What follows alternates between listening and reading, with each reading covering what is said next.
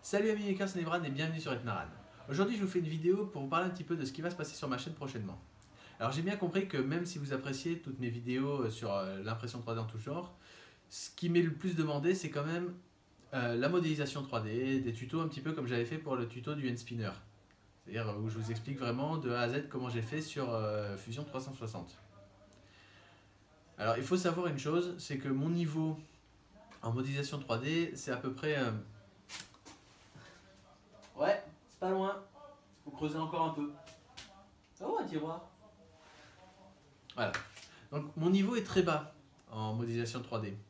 C'est-à-dire que généralement, quand je fais une vidéo sur la modélisation 3D, j'apprends en même temps que vous. C'est-à-dire que j'apprends au fur et à mesure que je fais la vidéo et après, vous en la regardant. Mais bon, j'avais déjà prévu d'apprendre à faire de la modélisation 3D, mais ça prend quand même pas mal de temps. Et déjà avec mes vidéos qui me prennent pas mal de temps et mon travail, j'ai déjà plus assez de temps pour avoir une vie. Alors rajouter en plus le fait d'apprendre la modélisation 3D, c'est compliqué. Mais du coup, bon, j'ai décidé de quand même le faire parce que après tout, c'est ce que je voulais faire et c'est assez intéressant et je pense que ça pourrait vous intéresser. Et du coup, plutôt que de faire de la modélisation pour faire de la modélisation, parce que ça me plairait pas trop de faire ça, je veux un résultat concret que je puisse tenir à la fin. Je vais faire des séries de vidéos en parallèle de mes autres séries de vidéos, encore. Je sais pas si j'aurai le temps de tout faire, hein, on verra bien. Où là, vous allez suivre avec moi un projet de A à Z, c'est-à-dire de la réalisation du cahier des charges jusqu'à l'impression finale et à la mise en ligne sur Internet. Voilà. Donc ce sont des projets qui vont prendre quand même pas mal de temps, hein. 1 ou 2 mois peut-être, je sais pas trop encore, mais ça va prendre pas mal de temps. Ça va demander pas mal de temps, je sais pas si j'arriverai à le faire jusqu'au bout, et ça demandera peut-être des compétences que je n'ai pas. Donc il va falloir que j'apprenne, ça va prendre du temps aussi, donc voilà. Mais je vais essayer de réaliser ces projets. Ces projets seront forcément imprimables sur n'importe quelle imprimante 3D qui a un plateau d'environ 20 par 20, c'est-à-dire la quasi-totalité des imprimantes 3D qu'on voit aujourd'hui, mis à part ma Tronxy X1 qui a que 15 par 15. Mais bon. Voilà. Donc, et ils seront accessibles à tout le monde, une fois que je les aurai terminés bien sûr. Donc évidemment je ne vais pas filmer l'intégralité du projet, je pense que je filmerai surtout les parties de modélisation qui sont intéressantes, c'est-à-dire les parties où j'utilise de nouvelles fonctions, ou les parties où je dois prendre en compte certaines caractéristiques de l'imprimante, comme la tolérance par exemple, qu'on a beaucoup vu. Et à côté, bien sûr, je posterai également fréquemment des nouvelles du projet sur Twitter. Donc pour ceux qui me suivent, vous pourrez voir un petit peu comment ça avance. Voilà. Donc actuellement, j'ai 2 projets qui me trottent un peu dans la tête depuis un petit moment. Et c'est vous qui allez décider en fait quel projet je vais faire en premier. Voilà. Donc sachant que le deuxième, je le ferai juste après. Hein. Mais c'est vous qui allez décider. Tout simplement parce que ça m'enlève ce choix. Hein. Et puis comme ça, vous verrez vraiment un projet que vous avez envie de voir en premier.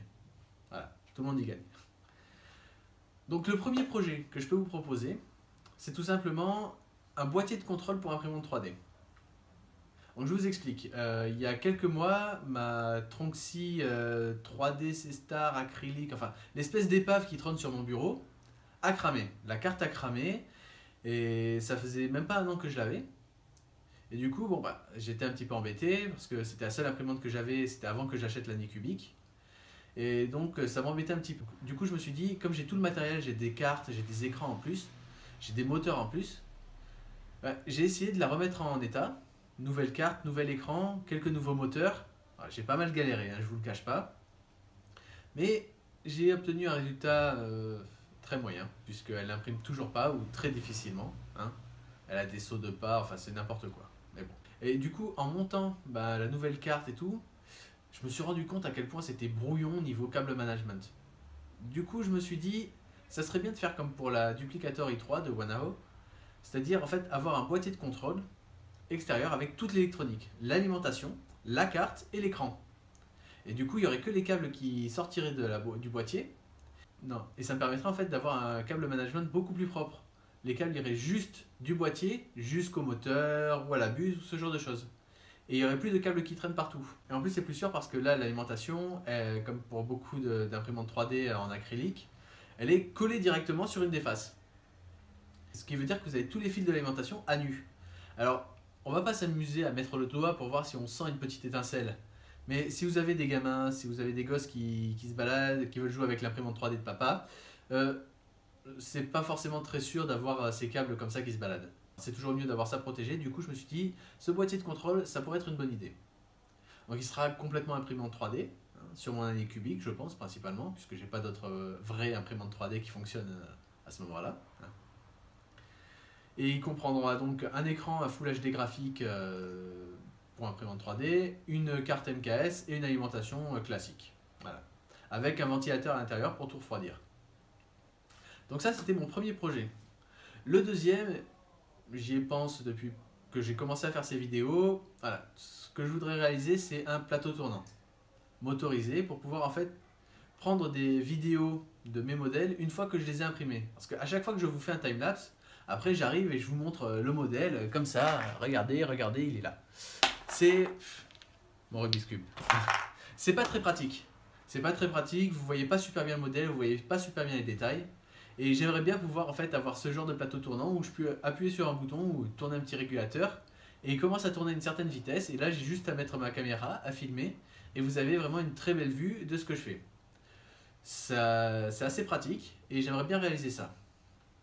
Du coup là pareil, ça serait un plateau tournant qui serait fait pour accueillir n'importe quelle pièce que je peux imprimer sur mon imprimante 3D. Il serait complètement imprimé en 3D, mis à part bien sûr pour l'électronique, peut-être un petit peu aussi pour les mouvements, mais à part ça, ce sera principalement imprimé en 3D. Et du coup là, ça va nécessiter de réaliser un plateau en plusieurs pièces parce que je ne pourrais pas l'imprimer en une seule fois, une base pour accueillir le moteur, une base pour accueillir l'électronique, enfin voilà, donc il va falloir prendre tout ça en compte. Donc c'est à vous de décider lequel de ces deux modèles vous voulez voir réaliser en premier. Sachant que ces deux modèles seront disponibles une fois que je les aurai faits. Ils seront disponibles sur internet gratuitement, sur Thingiverse, si jamais ça intéresse quelqu'un. Vous allez pouvoir voter pour un de ces deux modèles ici. Quelque part, là, sur le côté, normalement, je peux créer un sondage. Voilà. Donc vous allez voter, me dire lequel vous voulez voir réalisé en premier. Et moi, d'ici une semaine et demie à peu près, parce que la semaine prochaine, je suis en formation toute la semaine sur Lyon, donc c'est même pas la peine d'y penser, j'aurai pas forcément le temps pour ça. Mais après, je pourrai voir un petit peu les modèles que vous voulez voir. Et je commencerai à travailler dessus. Et voilà, donc c'est tout pour cette vidéo. Merci d'avoir suivi. N'hésitez pas à réagir dans les commentaires, à me dire quel type de projet aussi vous voudriez voir imprimer, parce qu'une fois que j'aurai fait ces deux projets, j'aurai besoin de nouveaux projets. N'hésitez pas à me dire si ce type de vidéo vous intéresse, si vous voulez en voir plus souvent sur ma chaîne. Et moi, j'ai plus qu'à vous dire à très vite pour une prochaine vidéo. Ciao!